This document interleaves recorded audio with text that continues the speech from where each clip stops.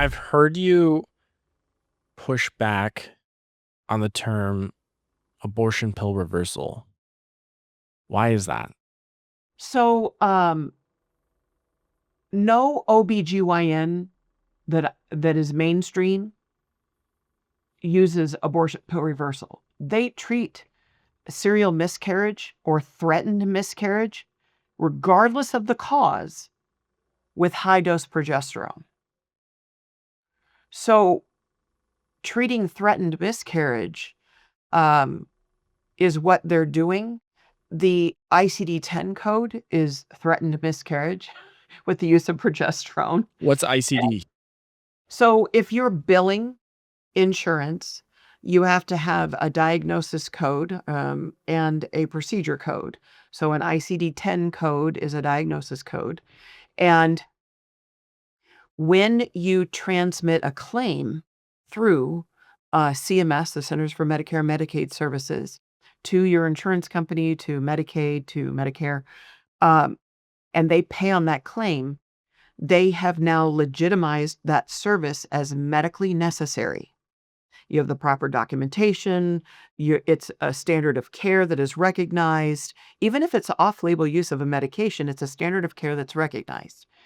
And progesterone has very few downsides to its use as far as low-risk side effects. And the benefits of using high doses of progesterone in someone who has low progesterone, regardless of the cause, especially if it is causing a miscarriage or them not to carry a pregnancy to term, then why not use it? So we use this term abortion pill reversal because it is our pro-life term. But that is potentially promising something that may not be possible in all situations. And so there's a way to advertise to women, hey, did you take the first pill and change your mind? There may be an answer. Get a medical exam, get an ultrasound. Let's see if you're still pregnant. There's still a heartbeat. Is it been less than 72 hours? We may be able to give you a medication that can help. There are over 8,000 babies saved in the US from using high dose progesterone after someone has taken mifepristone. So we know it works.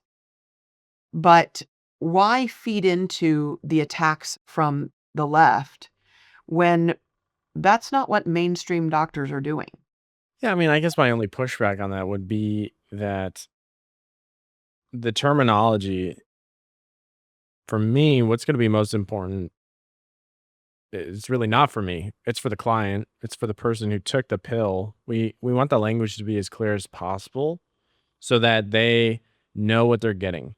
And, for someone less educated, they might not understand that, if you're talking about a miscarriage risk reduction, is that what you said? Say Miscarriage that again? risk reduction?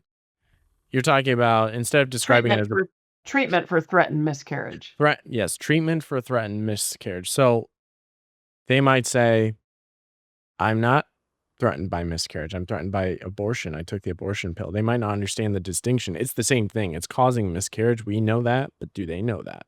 And so, How coming from the about did you marketing take the background, first pill and change your mind? yeah, I like reversal. I like the term because, yeah, it's not guaranteed every time, but it's essentially going to reverse the action of the abortion pill. And so it's kind of like the dumbed down version of it. You're not Yeah, we saying, just have to be careful about making claims that mm, we can't back up all the time, because that's where we can become vulnerable to legal issues. so if it was you, how would you advertise it? What would you rename the regimen for a consumer friendly name, right? So you're advertising this to abortion minded women who took the abortion pill. What's a consumer friendly name uh, instead of abortion pill reversal to advertise a high dose of progesterone?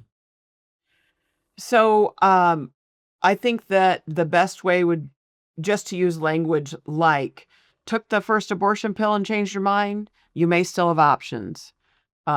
You can speak with a licensed clinician now. Urgent ultrasound and evaluation is available. Um, I just wouldn't market it as guaranteed reversal. I would market as urgent, time-sensitive medical evaluation for women who took mifepristone. These all seem Um, like ad copy and, um, like, disclaimers, not necessarily objections with the term. So are you okay with the term if it's paired with these disclaimers and this ad copy that goes with it to describe it? Or would you you rename could the just term say altogether? post-mifepristone continuation care or Yeah, threatened but I'm an miscarriage. abortion minded woman and I say mifepri what? You know, say I took the missed period pills. What are you talking about?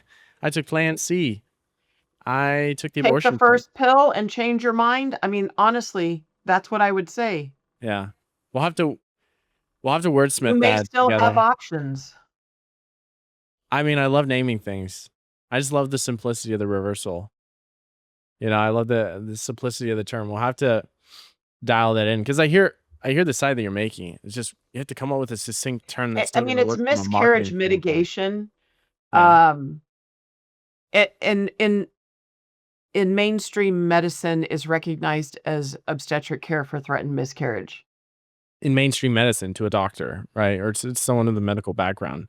Mhm. But to the average client, I don't think they're gonna understand that. And if you miss on the messaging, it's you're gonna miss out on reversals, right? I wanna Yeah, communicate but in a look way at the that's gonna clinics in the that are most being sued in clear. California, right, for What's using that? abortion pill reversal. Yeah. No, that's So, true. But, I mean, what's the response to that? It's like, I guess it comes down to, do we change our strategy, change the name because 'cause we're getting sued, or do we push back on that, you know?